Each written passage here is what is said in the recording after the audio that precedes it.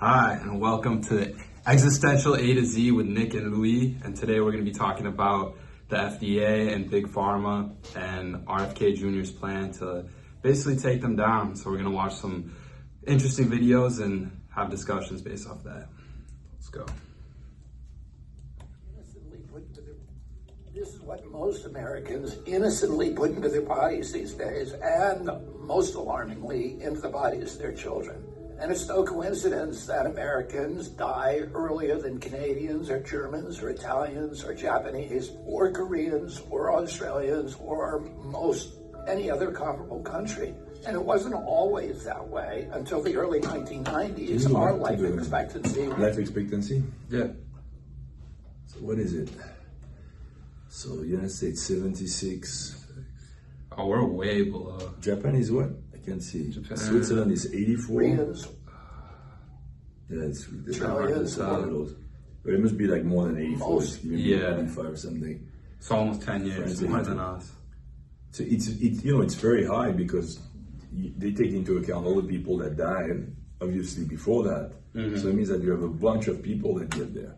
But that's both men and women, right? Because dudes are lower than that. Yeah, I would assume it's both. And then the health spending per capita, we're way above everyone else. Yeah, that's And the least it looks like is Japan, who has the longest. That's crazy. Like if you look at it, I mean, why are we spending so much for what we feel is like so little? I mean, depending on how much money you have, Yeah, that's not good. I know, that's And terrible. that's what from 2021. Yeah, man. Probably the stress of your bills, your medical bills probably kill you faster too. The stress of living in the United States. Yeah, I guess. All right. Any other comparable country. And it wasn't always that way until the early 1990s. Our life expectancy was the same or better than other developed countries. Then suddenly, more and more Americans began suffering from chronic diseases, from obesity, cancer, diabetes, kidney disease, Alzheimer's, heart disease, and all kinds of autoimmune diseases. Our maternal mortality rate soared to the highest of any developed country on earth. Same with infant mortality. Like the frog in the slowly boiling water, we didn't really notice as we got sicker and sicker. We've grown now to accept chronic disease conditions as normal. But now, in 2024, we're finally waking up to this cataclysm and we're asking ourselves, how in the world did this happen? Well, a big part of it is our diet. Restaurants that serve contaminated food are fined or shut down. But when it's the government that approves the poisons in our food, a few people get very, very rich, and the toxins end up in every supermarket aisle. Let me show you what I mean. Doritos, Cheez-Its, Cap'n Crunch, gummy bears. Everyone knows that these are junk foods. So I just have to say, you didn't grow up here. I did. All that stuff, Cheez-Its, Fruit Loops, that's all that ate up. That's all that I ate growing up. And yeah, now I can't even look at it. Seems to be pretty healthy. Yeah, I mean, I got So lucky, far, I so guess. good. Yeah, but Yeah. I know it's scary. you wouldn't be too surprised to see that the ingredients include a lot of poisons, including a harmful yellow dye called tetrazine, or yellow dye number 5. What you may not know is that this dye was originally made out of the sludge that's left over when you turn coal into coke for blast furnaces. It's called coal tar, and I've actually sued many big industries for legacy contamination of coal tar all around the country because it's so toxic and it's so harmful to the environment and human beings. A century ago, it was just... So this guy, RFK, so he's the son of Robert Kennedy that was assassinated, the second one. When he was running for presidency, I think he was assassinated in California. And he has basically spent most of his life being an activist against the big company that were dumping their poison, basically all the waste in the main waterways. You know, I think he did that in New York and other places like that. So he's a guy that has been basically, I mean, he's not exactly a politician, even if he presented himself. But mainly what he was doing is fighting and advocating against pollution.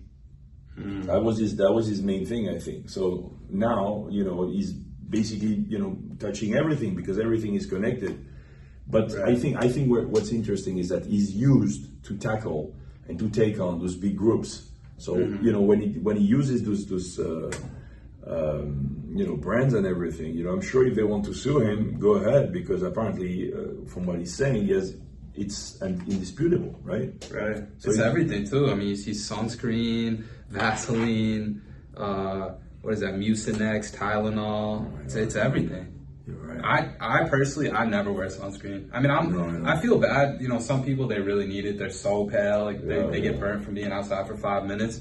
I never wear sunscreen. I haven't worn it in years. I refuse. So I think I don't either, but I don't tan as well than I was young. Apparently, there's a bank of much tanning you can do depending on the type of complexion you have, and I don't tan as well. But I don't use sunscreen either. I always felt like putting things like your skin absorbs it, and then it like festers from the sun too. and it It's goes just in the terrible. corals and whatever Yeah, nonsense. Yeah, no, it's I awful. agree with you. Okay. An obnoxious industrial byproduct that everybody was trying to figure out ways to get rid of. One of the ways that they did that was by paving roads. But then a British chemist figured out that the coal tar could be used to derive fabric dye. And if fabric dye, why not food? Food manufacturers began using it to cover up the discoloration of low-quality foods that they wanted to pass off on unsuspecting customers. They didn't know back then that this yellow dye, tartrazine, causes tumors, asthma, developmental delays, neurological damage, ADD, ADHD, hormone disruption, gene damage, anxiety, depression. The hormone disruption is a big one, because they were talking about all the plastics, the phthalate, and all this thing that they were like basically, messing up the connection in our endocrine system. And kids, they had like some developmental problems. And this is bad because it changes. I mean, the hormones are basically the building stock of who we become and so on and so forth. And if you mess up with that, it changes everything. It changes your personality. It changes your way of looking at the world. So this is but I think it's through everything. They say that the painting can work on that. I mean, we're living in a bath of chemical. That's Very cool. But one more time, you can. Yeah, I don't know. Well, I have heard that. Sorry, we just got an Amber Alert. Amber Alert. We're What back. is that? But what is it for? No Outage. idea. Okay. Landline phone. Okay. Anyway, yeah. So it seems like it's But what I was saying is that it's true that it's so random. And so there is this idea that it's everywhere. It's like the whole story with the NSA and the Secret Service spying on everyone. After the whole scandal that took place, and suddenly everybody is aware of the fact that they are everywhere and they are looking at us. Okay, now we are looking at this thing, and it's another layer. It's almost like we live in this world where we're completely surrounded. Wherever you turn, there's always someone trying to take advantage, someone trying to. So anyway, So water too. We have fluoride in the water. It's everywhere. we don't have it in Hawaii, right? No fluoride in Hawaii. Well, I didn't know that. Is that true? Yeah.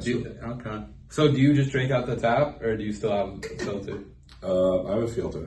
I have like drink the at Brita touch, yeah. thing, but I don't know how well that works. Also, going back to like hormone disruption, I've heard that our testosterone levels, like a man, I forget exactly what it is. It's like a man who's 20 years old today has the same testosterone as a 70-year-old man in As a like 17-year-old female in the 1960s. yeah, basically. No, I've heard about It's that. scary. It's so scary. I heard about that, but apparently it has been debunked, because when they were doing that in the 80s, I guess, or even earlier, the numbers were not that solid, and it was like on top of it, your testosterone tend to fluctuate. So it can go up and down during the day, depending what you ate, if you exercise and everything. Right. I mean, I guess why not? Look, there are a lot of identity. There's a big identity crisis in America right now, and a lot of people, they come up with a bunch of ideas and things. So I'm thinking maybe it also connected to that. Definitely. But I would think it could be also that the culture change and it's both. It's everything. people start to put center stage. Anyway, that's Intestinal injuries, well, we know it now.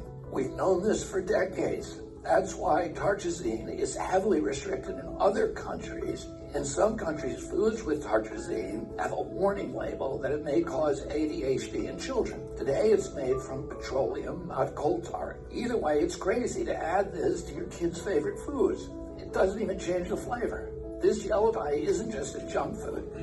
It's in the foods that we consider healthy. It's in the everyday kids' snacks like popcorn, mac and cheese, fruit snacks. It's in sports drinks like Gatorade and so-called vitamin water. But so far, popcorn, fruit tart, Gatorade, that's not food we consider healthy, is it? It's not, but it's like, I don't know. I've heard popcorn is a healthy snack without like the butter. And then like, obviously, I mean, athletes, like NBA players, they're all on the side drinking Gatorade and stuff. Mm-hmm. I mean, I don't know. It's filled with sugar and stuff. Fruit snacks, I don't know. That's basically candy. Yeah. I think it's also maybe we're used to food that caters to our addictions, basically.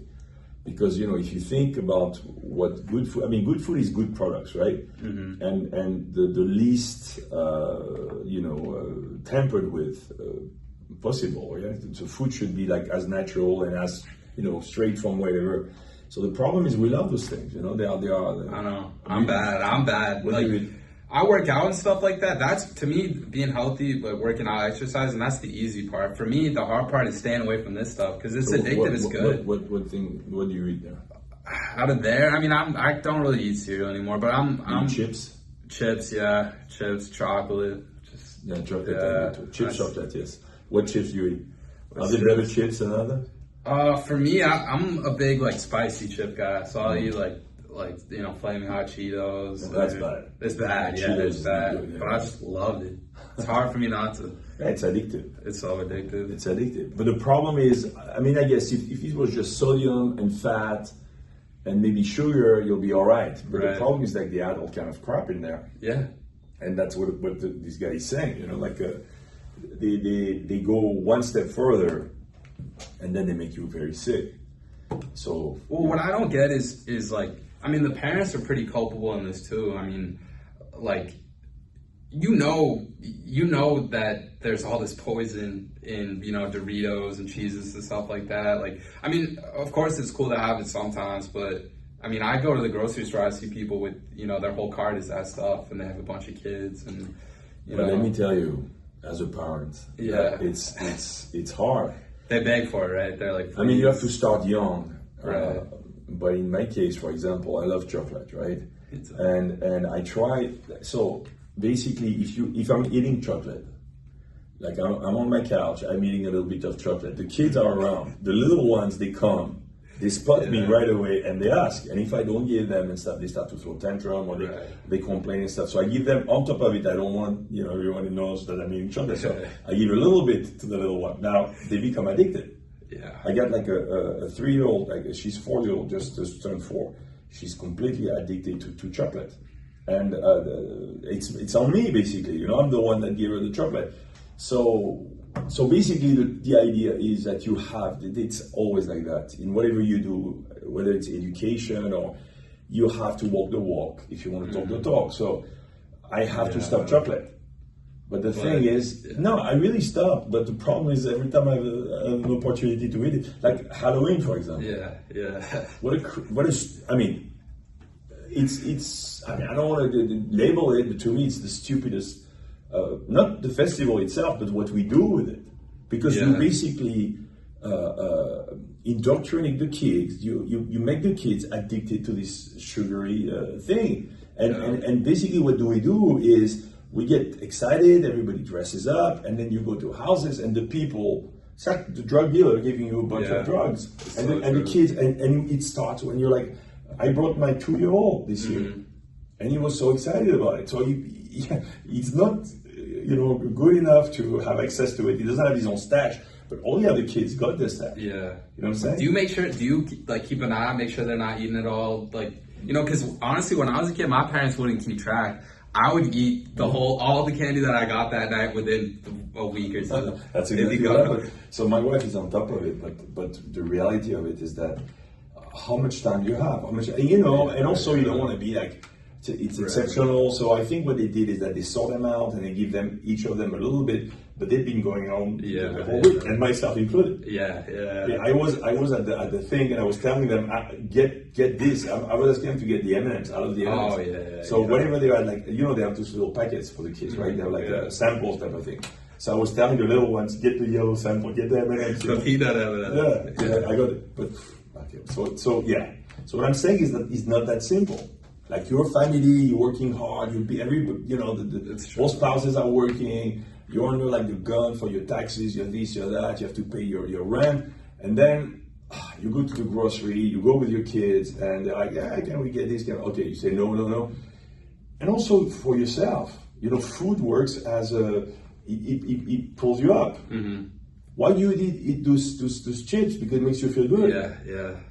Like, can you be like this kind of stoic, very hardcore dude 24 hours a day? There was always a moment where you're like, I'd like a little ice cream. Right? Yeah, for me it's like at the end of the night, I'm like, oh, like, this will be nice. I'm gonna, go watch a movie, and I can't just be eating, ground chicken. The night is the worst. Yeah, it is. Because that's when you're willing to give in to all your addictions. It's so bad. You're like thinking about something. I'm really bad for that. I'm not so much into ice cream, but we started to eat recently. It was Ben & Jerry, which Cherry Garcia. That's my thing, and it's lame. I mean, really, because I'm educated on those. I don't need RFK to tell me that those things are bad. Actually, my upbringing back in France, we didn't eat stuff like that. Mm-hmm. So I was not raised on the stuff. But I know it. I mean, I've been bombarded. I know about it. It's just commercials too, but especially the kids. I don't know if your kids watch. No, I don't watch TV. We don't watch TV, but it's dangerous now. No, we don't watch TV, but we have. That's another thing. Like, look at this thing. So we got a new TV. The TV broke. The old TV we had broke. So we went for a new one, and now they have like the smart TV. Mm-hmm. Yeah. You know the whole thing, the smart TV? Yeah, the smart TV. The smart TV is just crazy. First, the TV almost turns on by itself. Yeah. The TV connects you to the show by themselves. We have a certain, so we don't have cable. Mm-hmm. I haven't had cable for years, but it still gives you a bunch of channels. Yeah. And whenever, so we traditionally we don't watch TV. We either watch Netflix or I connect a computer and we watch films that I have or something. But when we put the TV right away, we have this commercial, this especially for the kids, because we go on YouTube and I play them some videos. They watch Bluey and stuff like that, and the videos are a bunch of toys and food, and the kids are like looking at those things. Mm-hmm. So basically, I have to prevent them from watching the thing, right? Yeah, especially if Bluey's on, the food. If it's Bluey on the cereal box, it's over. They're gonna want the problem is that, okay, so practically speaking, ideally they don't watch TV because TV is mind-numbing, right? Mm. Ideally, they don't have access to all those commercials if you don't watch TV. But the problem is that, here's how it works. You prepare food for your family. You have the older one, they do their homework and stuff. The younger one, they are running wild and they are kind of dangerous. So what do? You put them, we have like a little park type of thing, we put them in the park and we play Bluey and they're like, captivated. But really what we do is bad parenting because you can't. It's bad parenting. Like, it's not bad parenting. It's just not, the ultimate best parenting. But who does that? Who does the ultimate best thing? So you can keep them and stuff, but it's hard. Like so basically, you have 5 too. You have 5 kids. Yeah. So what those people do is they basically they hit where you're vulnerable, where you're weak. Mm-hmm. They know where you're weak. So you're weak with what? You're weak with your kids. You weak when at a certain moment where you put slightly your guard down and you're like, hey, why not I get a little bit of, whatever that stuff is, cheesy or whatever stuff like that. And the problem is, I guess, so you have, that's the reason why we look up to people that are, more disciplined and everything. True. But I think I'm decently disciplined, but also I don't like this kind of there's another philosophical aspect here. is that, you know, you're like this righteous person. You eat what you should eat, and you drink what you should drink, and you don't do this and you don't do that. Great. I mean, good if it works for you. I look at my family. You know, my grandmother, she lived to be more than 90 years old, and she ate whatever she wanted all her life. She was drinking alcohol. She was not alcoholic, but she was drinking. She was eating a bunch of, you know, I mean, I guess they were more natural products, but she was eating fat stuff, you know, all her life. And my father, same. I mean, all those people, my father, he smoked most of his life, and he drank alcohol and everything, and he's 80 years old now. So I don't know to what, you know, how much do we push that? Because, okay, this is crap, and we agree, and we shouldn't give it to our children. But what's good for us at the end of the day, right? Like I'm saying, like we shouldn't be sitting, right? We should be. Why don't we do this thing standing up? Yeah. And why don't we jog where we're like good? That's true. You know what I'm saying? And what's the balance? That's a really good question. I think most people, I would say like the majority of people are good at having a certain balance with it, but it's the people who can't control themselves, who are sitting down all day, eating food all day, doing this all day. And apparently, and I see that people, myself included, we're becoming bigger. People are getting bigger. Like we have more food. We have more food. That's another thing. Mm-hmm. You know, they use the metaphor of the frog, like the whole story that you put a frog in a boiling pot, and the frog once the frog realized that it's boiling, it's too late. You know the story? So anyway, apparently it's not true. Oh, it's not? No, apparently it's like if you put a frog in boiling pot, it jumps out. Yeah, it doesn't want to. But anyway, but I think there is something true about that, is the fact that we don't see ourselves. That life is mostly hypnosis, right? We go from one task to another. We're like in our thoughts. Oh, I have to go to the grocery. I have to go home. I have to do this. I have to do that. And we kind of like, and emotions and stuff. So it's hard to extricate yourself. Mm-hmm. And be like, some people can do that. Some people have more time than others, or I guess have more awareness than others. But we kind of live in this kind of like hypnotic kind of mind. And it's true, we don't see things until we realize that they are really, poisoning us. It takes time. I think the question here is, the real question, if this is true, and I think this guy, as much as, a lot of people don't like him because of the vaccine thing, and, he's really straightforward, and he tells it like it is. I don't see why we shouldn't believe him, because he basically spent his life advocating for health. But there's always... When you see him, like his eyes, he takes his shirt off. This guy's, what is he, like in his 70s or no, he's 60s, and he's taking TRT. Oh, he is? Yeah, I guess that's true. He's taking hormones, which is another thing. That's another discussion.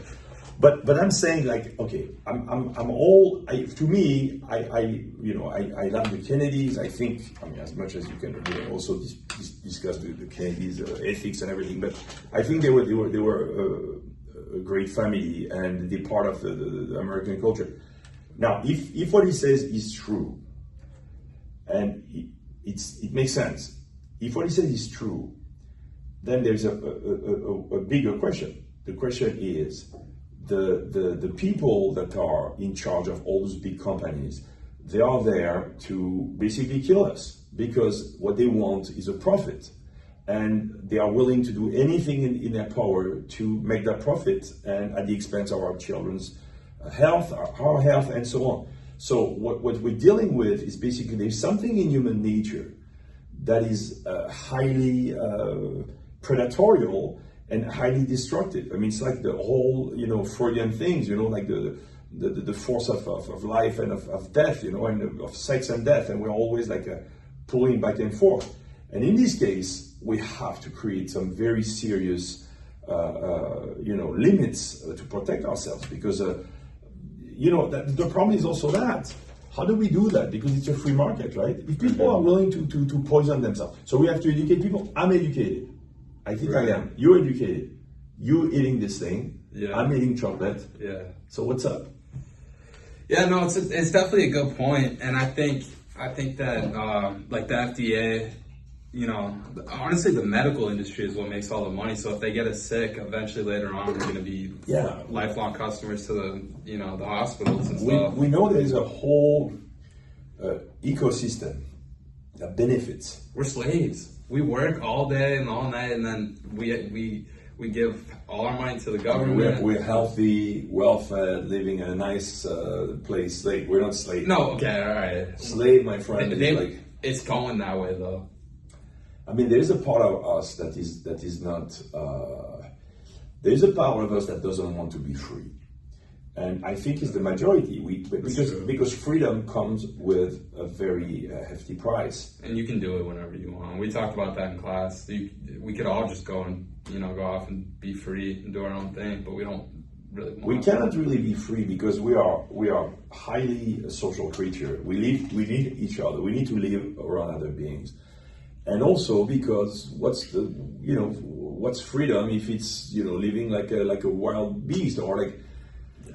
I mean, it's hard. I mean, what do? You're gonna go, that's the whole myth of the homestead, right? A lot of people, they break from society, they start to live with their own garden, their own thing. But it has its limits, right? You're not part of society anymore, or you're kind of remote. I guess with modern technology, you can be. I mean, a balance needs to be found, and I don't know. I think it's us basically. Really, at the end of the day, it's us. We have those cheesy because we are cheesy. You know what I'm saying? Like a part of me is, I don't eat this crap, but I'm saying a part of me I eat chocolate. I know chocolate is not good because of the sugar and because of the oil, but I love the taste of chocolate. So there's a part of me that's basically respond to that. And I think it's more important than because the health is kind of a irrational concept. I mean, until you're sick, basically. Yeah. So it's a complex. It's like drugs, right? Where people talk about drugs and stuff. Well, this food is drug, basically, to a certain degree. And why are we fighting the cartels, and why do we have all this, crisis, like the opioid crisis and everything? Why do people become addicted to opiates? I mean, we know that there's a part of us that is weak to that, right? So what do? We should prevent. We should make them illegal, which we do with some drugs. But at the same time, the pharmaceutical company, they sell you drugs that make you addicted. Yeah. So like, it's like always with humans, it's never clear. It's always this kind of gray zone where all these predators fester, basically. Right, but in a perfect world, that's why I think a lot of people want our world to be this, utopian society. Everything's perfect. Everyone loves each other. I think doesn't work. It doesn't work. But I also think that we don't want to get too political on this platform. But that's why I think everybody should be. I think everybody should be whatever you think of Trump. I think RFK is somebody that we should all get behind. I mean, who knows if he can do it? But that brings us one step closer to that. I mean, they're poisoning us and then giving us these drugs basically to make us better, and that's terrible. That's so bad. But one more time, we have to look at also that's the way he presents it, right? Right. And the other one, I'm not presenting that way. I mean, we didn't have someone advocating, but when he presents it that way, when this guy is doing what he's doing, and he doesn't only talk about this kind of junk food. He talks about vaccines. He talks about all kind of medical, way of understanding the world and behaving, that he basically goes against the grain. Mm-hmm. Now the question is, it's always a question: is is he true? What he says, is it sound, or is he another crazy person that comes up with? Because the problem is that we get so many people that come up with different perspectives, right? So we have, on one hand, when we had the COVID crisis, we had all the people the vaccine and this and this and that, and then people went against that and they said, no, you're not doing the right thing, and it's not effective, and the vaccine doesn't prevent you from having the COVID, so the problem is that, so at the end of the day, it becomes some kind of a taste type of thing. Like, one more time, do you like this guy? You don't like this guy? Would you like this person? I think for my part is that I would like to see what he does. I'll be interested in seeing what he does, because apparently he's going to be in charge of of health or supervising health. Have you seen the current Secretary of Health? No. You haven't seen the current Secretary? Is that the woman that's Yeah. Okay. Yeah. So we're already going in the right direction with this guy, I think. You know, it's a good change. I mean, I'm all for it. I'm all for to see change. You know, I think that we need some people that are passionate and know what they talk about. The question is, one more time, first, what is what he's saying true? And I don't see why I won't believe him, because he seemed to me that he was a trustful guy, even if he was out there and the people really consider him as a marginal. And the second question is he going to do it? Is he going to implement it? Because he's really, if he really goes against those groups, the question is how they're going to allow him to do it, and to what extent is he going to be successful? Because it's going to be, so that's basically the main question. We know that right now the new president has a lot of power behind his decision. You know, the American people have spoken. And whether you like him or not, he has the power to really change things. So that's something I like to see for sure, 100%. You know, It's definitely new and exciting. But he's taking TRT. That's another story. Yeah, I guess now that you say it, I never really thought about it, but yeah, I mean, your testosterone goes lower as you like. It's pretty hard to get that jacked as like an older guy without. You know, that's another whole story. A lot of people are doing it. I think there is a healthy way to do it. I'm pretty healthy way to do it. I mean, if you're taking a little bit of testosterone and then then you're working out, that's what they say. You know, I think it should be fine. That's what they say. That's what they say. I've heard like me neither. You know, I'm not specialist. I mean, I'm not doing it. I know Rogan does it. I think all those guys. Yeah, they all do it. They all do it. Yeah. So anyway, let's finish this. Added to chicken broth, to corn, to pickles, to mustard, and to yogurt. And so, of course, our kids get sick, and we lovingly feed them chewable vitamins, which have, surprise, tartrazine. And so the cycle continues until the coughs and asthma kick in, at which point you go to pick up some cough syrup, and yeah, you guessed it, tartrazine. I've been picking on tartrazine today, but that's just one of at least 100 chemical poisons that our health agencies allow into our children's food. I can make a video just like this to talk about Red 40, BHA, BHD, potassium bromate, chemical after chemical, and on and on and on. If just one of them can cause all of these problems, imagine what they're doing in combination. That's never been studied. If we took all of these chemicals out, our nation would get healthier immediately. We'd have fewer sick days. We'd have better focus. We'd have less anxiety. Our kids would learn more easily. We'd lose weight. We'd have more energy. We'd have fewer tumors and longer lives. It's not all dark. Over the past 16 years, the government has banned 8 chemical additives that cause cancer, genetic damage, asthma, and many of the other health conditions, as tartrazine does. And you know what's interesting? All 8 of those crucial steps forward in our kids' health were taken under President Trump. But the Democrats, who claim to be all about health care, have stood by watching other countries ban these poisons and make our kids sick, asthmatic, hyperactive, and depressed. They left them on every supermarket shelf in America. They even used your tax money to put them in your kids' school lunch. So their big food and their big ag donors probably gave them all that golden handshake and the big money hug. And their big pharma donors probably called them up and thanked them also, because now they're going to make billions selling Adderall, Prozac, and rescue inhalers. Enough is enough. President Trump and I are going to stop the mass poisoning of American children. Together, we're going to make America healthy again. I love it. I mean, I think it's exciting for sure. Okay. Politicians, right? Politicians, they promise us what we want to get. It's almost like the Cheez-It, right? Yeah. Where like you want to get into that high, and politicians are your Cheez-It. The politicians that have been historically doing what they say they'll do to the benefit of the people are far in between, okay? So, I mean, it sounds fantastic. Like, I think everybody agrees that there's a lot of bad stuff in the food we eat.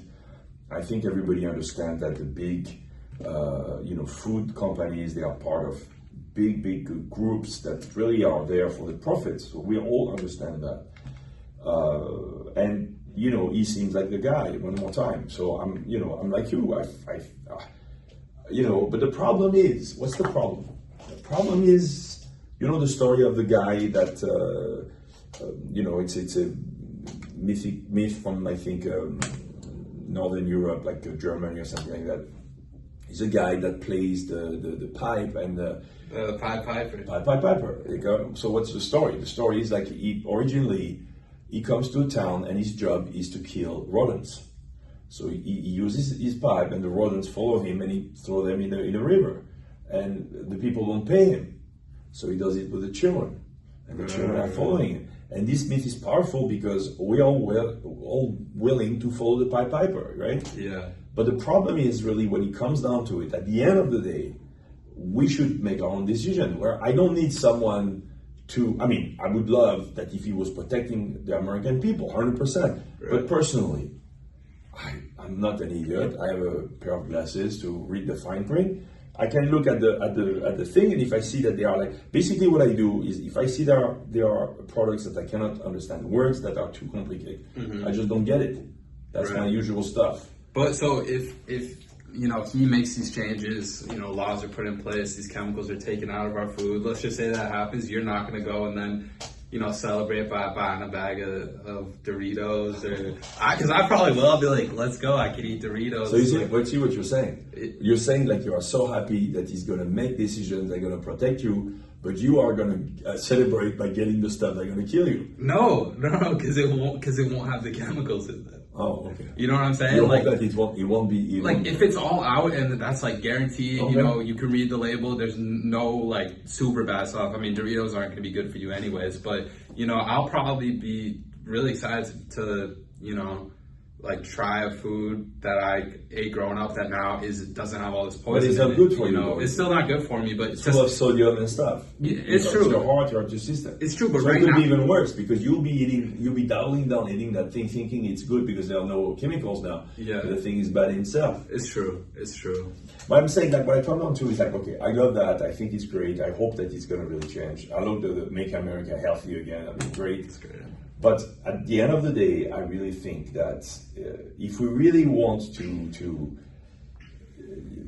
be responsible, it's about us, and it's about us finding that groove, finding that way of living that is, because really it's what it is, And the problem is our societies are so complex, so sophisticated, so multi-layered that it's very hard to really make some decisions that are, I think food, we can do that. Mm-hmm. Hopefully.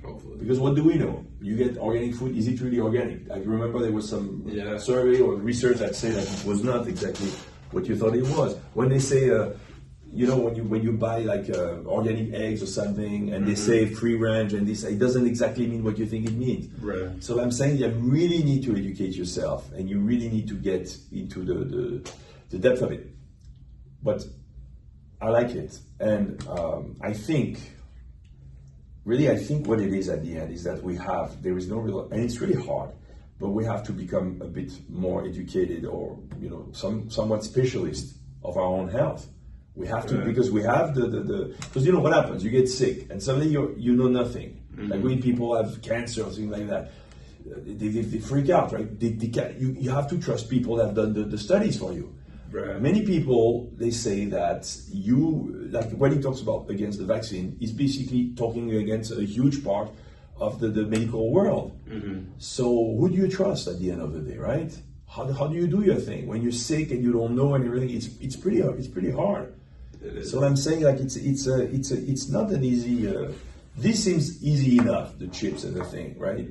But once you start to get deeper in it, I feel like it's becoming really, really complex, and it comes back to us, right? It's true. We have everything at our disposal to, we have all this information in our hands. You can do it. You can go find out what's good, what's bad, why it's good, why it's bad, and You know, it's just kind of on Well, you. what's good It's for you- easier to just go. What's and- good for you might not be good for someone else. It's true. Maybe your genetics are not that good that a little bit of sodium for you is going to be a big problem. Right.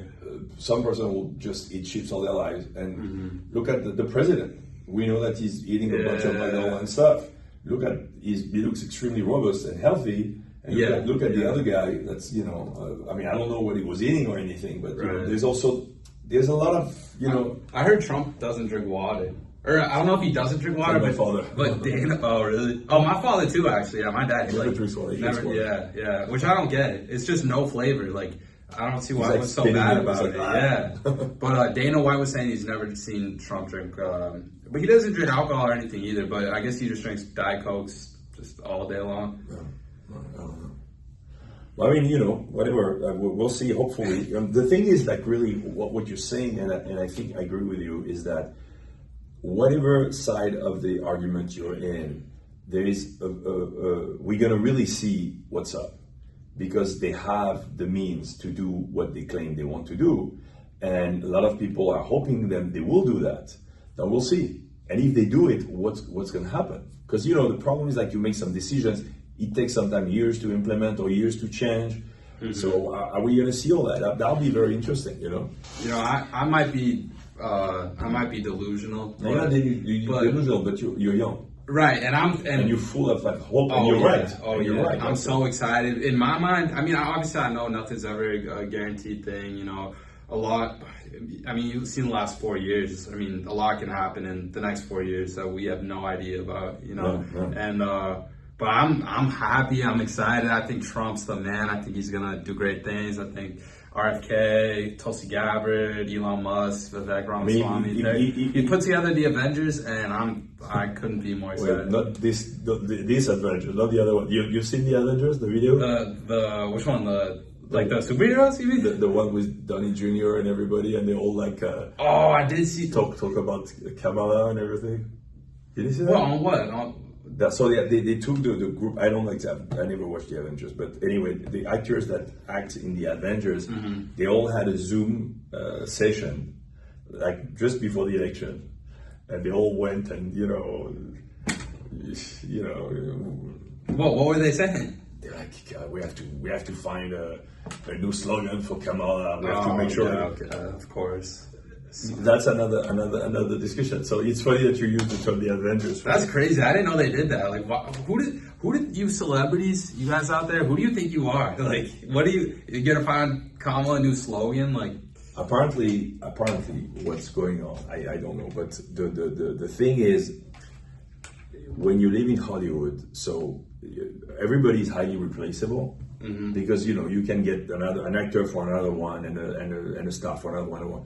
So they all have to abide. They'll have to follow the same belief and the same. Basically, that's the reason why everything that comes from this place is always just one voice.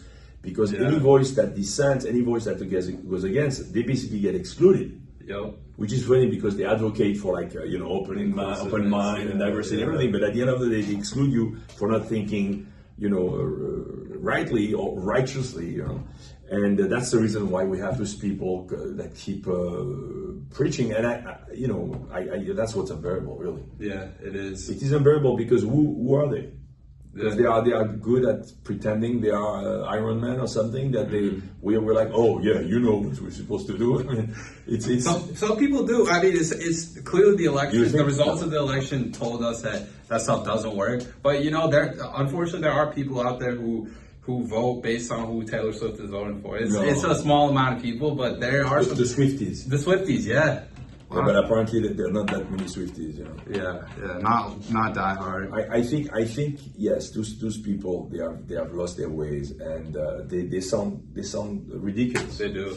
They sound ridiculous to everyone else. They sound ridiculous because they live in the kind of an echo chamber. They talk to each other. They are and they have this kind of a self-righteous way of looking down at the rest of the world, right? That's just a miracle. Everybody agrees on. I think today it's pretty clear. For the most part, everyone agrees, and it sucks. I mean, I don't want to say anything out of line about my sister. She's all loves the celebrities, loves Hollywood. That's all she. That's like Yeah, and for me, like, I understand because, you know, growing up, like, LeBron James was my hero. Yeah. I love Robert De Niro and you know, Will Smith and, you know, all these people. Now it's just like, I can't stand any of them, really, to be honest. I can't stand any of them. Because I don't know, when I was younger, we heard less about them outside of the films. So they were not talking too much politics.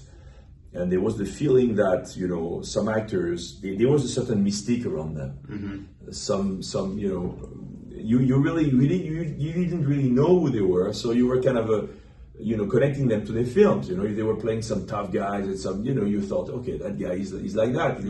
There was a bit of naivety. But now that we hear them sounding stupid, basically, you know, like on top of that, they lose it. They all get that, you know, that Trump syndrome when they get very angry and everything. Yeah. It doesn't seem very balanced, and it sounds a little ridiculous, especially when you compute that with the fact that they are very privileged. They have a lot of money. They live in very nice circumstances, and they talk on your behalf. Yeah. Did you see the what's her name? We should watch that. Jennifer Lopez when she talks and she cried. Yeah. I mean, come on, Yeah. But don't they have someone in the groups like that, you know, that they're supposed to have a bunch of entourage? Don't they have a person that say, look, you used to date P. for all those years. You want to warn us about Trump? Why didn't you warn anybody about P. Diddy? No, I'm saying it's this. Like it sounds like like if you want to look at things on a fair you know, feel, like don't, I mean, really look at yourself. Like, I would not tell people what to do and what you know, I'm human, you know, I'm not great. I'm trying what I can. I see both arguments, you know. I understand there's a lot of inequalities, there are a lot of difficulty. The history of the country is a painful one, like every country.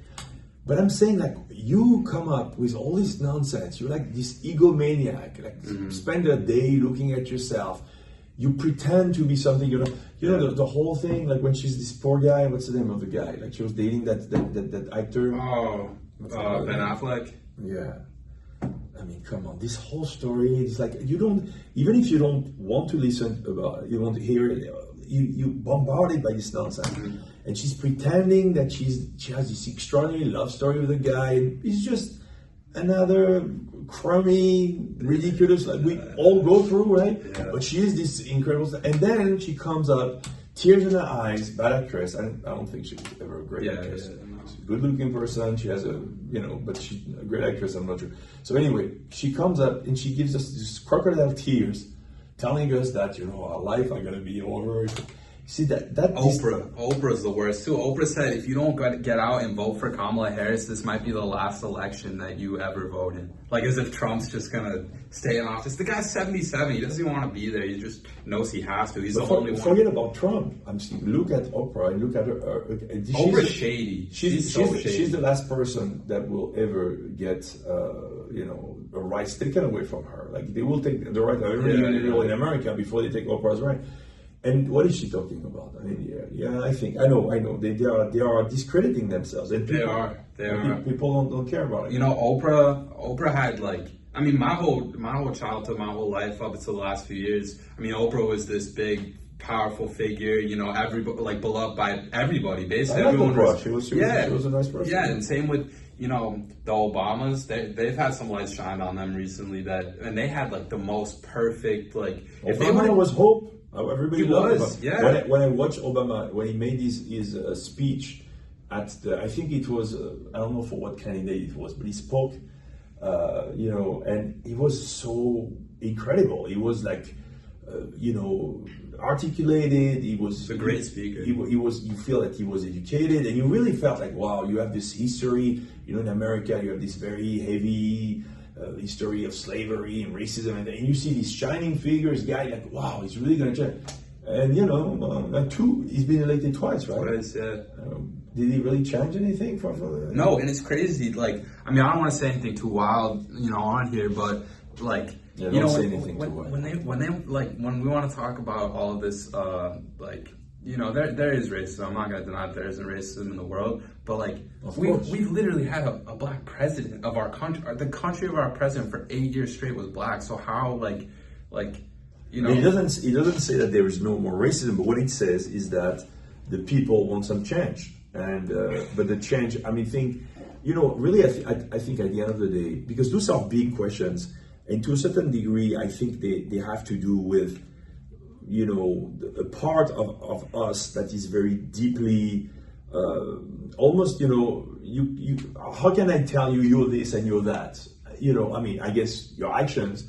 But I'm saying it's not clear. We don't know who is what and who is who, right? Mm-hmm. So the thing with this whole debate and this whole question is really, at the end of the day, it has to do with how can how much is the grocery and how much is the gas, and if whether you black, white, Asian, I want to make my family live.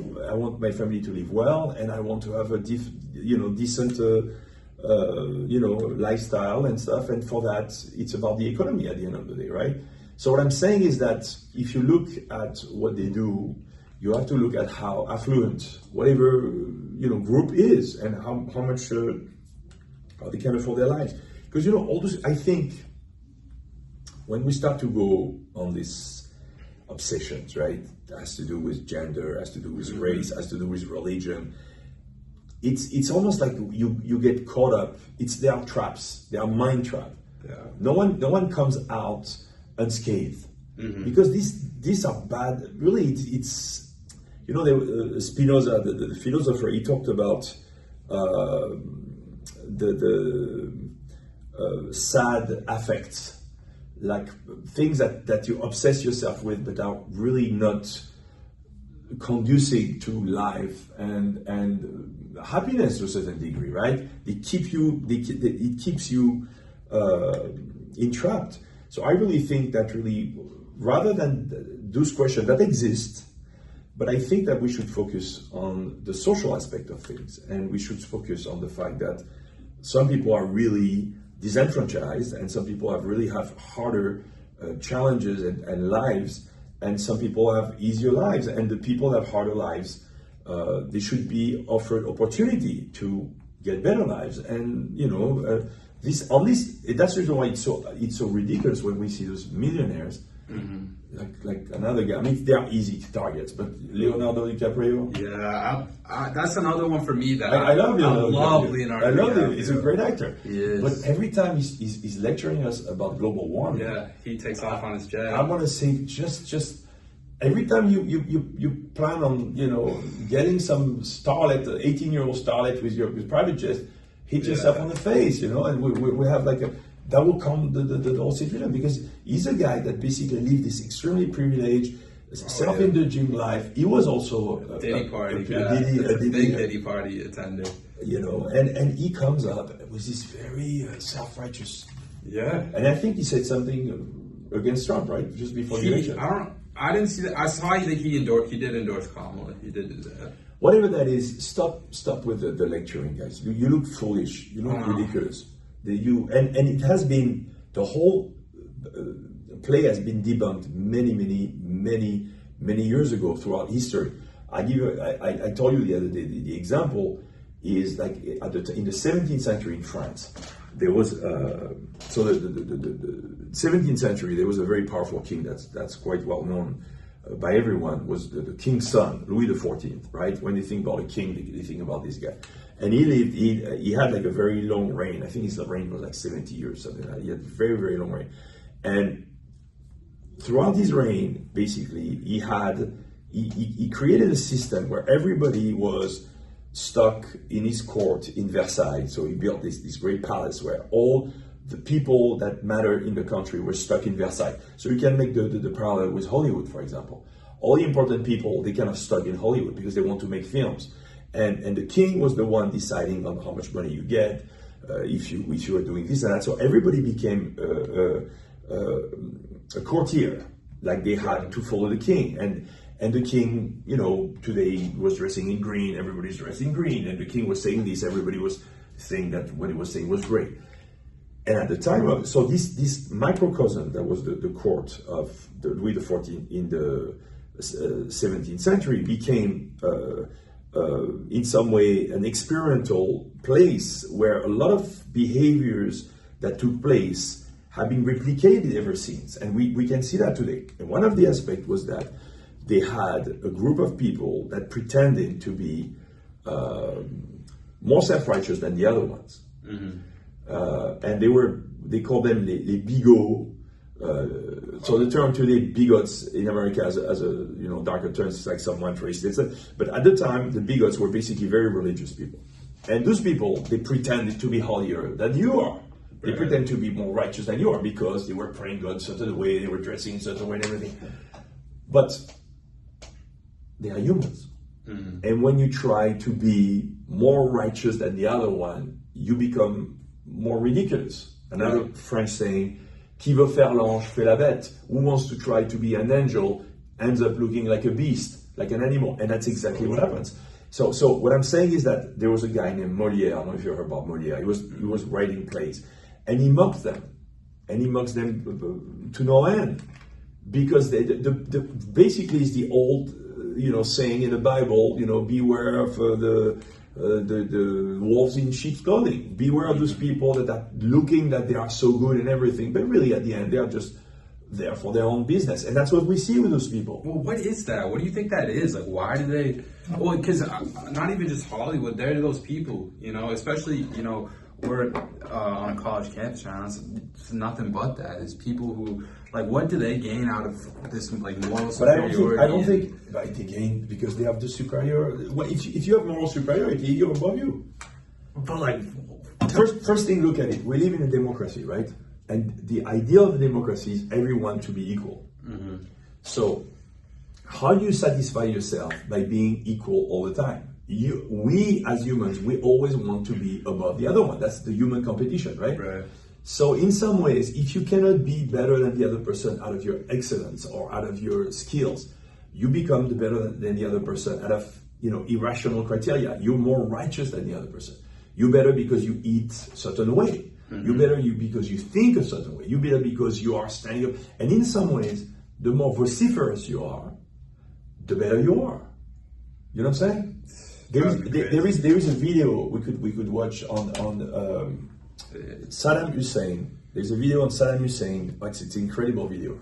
Is basically bringing together all the people from his party in a giant kind of movie theater type of place, and he set them up, and he says, okay, we have traitors.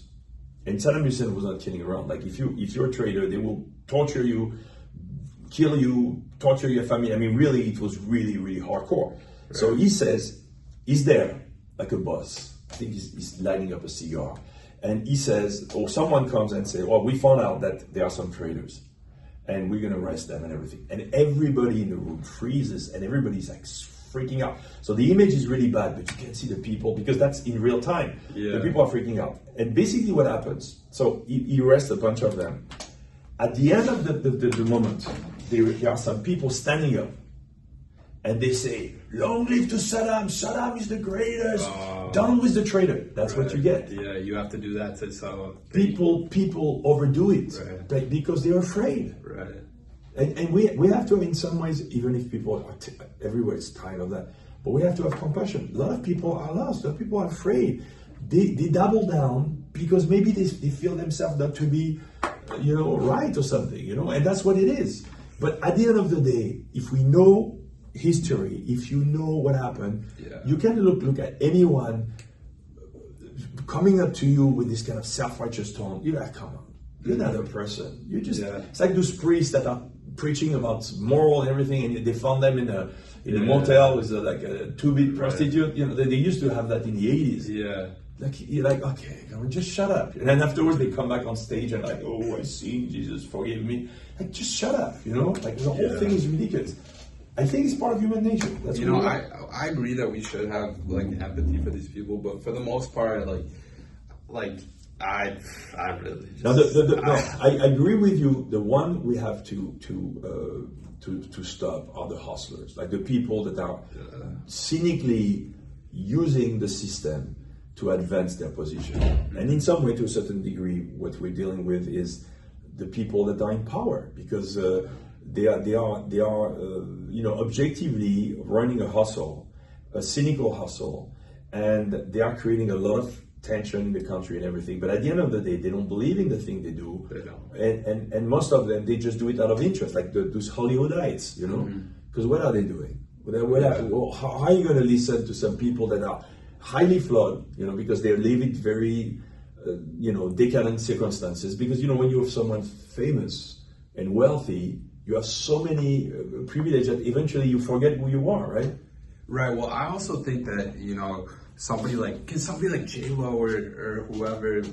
She's too easy of a target. I think what it is, I mean, J-Lo, we know she has her connection with Diddy, but even other people, like, I'm thinking it's not, because they're so big, they're going to get work, you know, like, I think there's dirt on them. I think they're getting that phone call, hey, J-Lo, you're going to say this, and she's going to do it because she knows that they have dirt on her. Because, like, Robert De Niro, you're 97 years old, like if you don't work again, you're fine. You're not even. He's not 97. No, I know, but he's not even 80, I think. Oh, really? Didn't he get a child or something? Like he has a child that was born, or was a few years ago? Actually, I think you're right. Was he Al Pacino or something? I mean, you know, they still. But your legacy is set. You're like him. It doesn't matter if he ever works again. I mean, I'm sure he wants to. I'm sure he's still having a good time making movies. But it doesn't matter. I think they have dirt on De Niro. I think De Niro must have done something pretty bad, and they got proof that he did it. You know, you might not realize that, you know, when you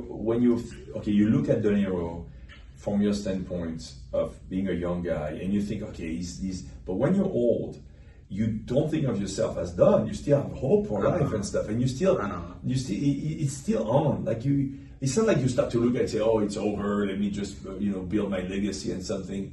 Obviously, he's not at that stage, you know. So he does look like he's like in his like mid to late 80s. He looks old. Really? To me, he looks really old. I haven't seen. He's so small and frail, and that's age, my friend. Yeah, that's something that you cannot.